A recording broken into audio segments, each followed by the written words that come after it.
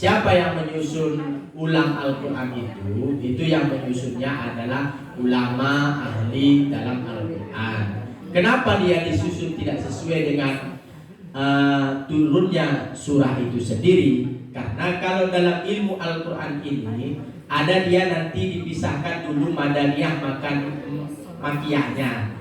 Ada ayat madaniyah, ada ayat makiyah. Nah, ini dipisahkan dulu.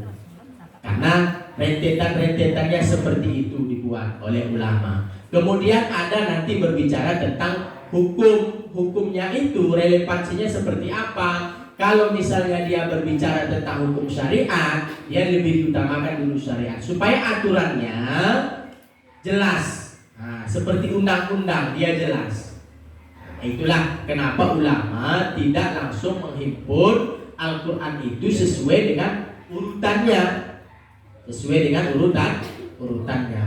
Nah, kalau berbicara tentang urutannya, itu ada nanti berbicara tentang rasam Quran, nama ilmunya. Rasam Quran, bagaimana tata cara peletakan itu ya ulama-ulama kita terdahulu yang sudah menentukan bagaimana tentang kriteria itu.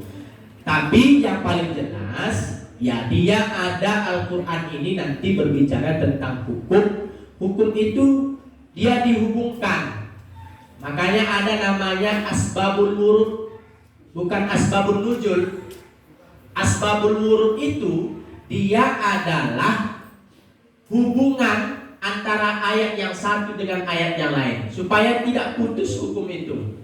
Nah, ada namanya asbabul wurud. Inilah kenapa ayat itu tidak.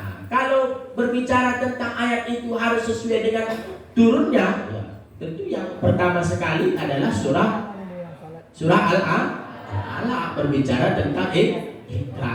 Tapi relevansinya tidak seperti itu. Kenapa? Karena mungkin dia berbicara tentang hukum dulu, baru dia berbicara tentang sosial. Baru di dalam Al-Quran juga ada berbicara tentang legenda atau cerita.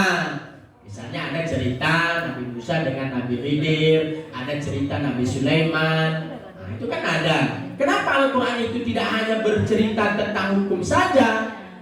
Karena kalau berbicara tentang hukum saja tegak nanti si Al-Quran itu. Makanya ada berbicara tentang hukum, ada berbicara tentang kisah, untuk supaya kita mendapatkan pelajaran daripada kisah itu sendiri.